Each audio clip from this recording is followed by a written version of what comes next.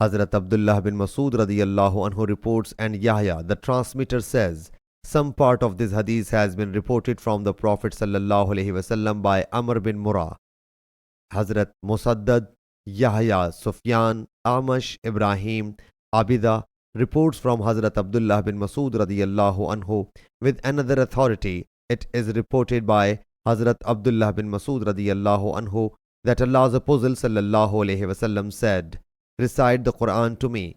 He said that he submitted, should I recite it to you, whereas the Quran has been sent down to you? He sallallahu alaihi wasallam said, I wish to hear it from the others. He says, I, as per command, recited the chapter Al-Nisa. When I reached the words, then how shall it be when we bring up a witness from every nation? And, O beloved Muhammad, we will bring you as a witness and a guardian against all those. He sallallahu alaihi wasallam said, be quiet, or said, stop. So I saw his eyes shedding tears. Sahih Bukhari, Hadith number 5055.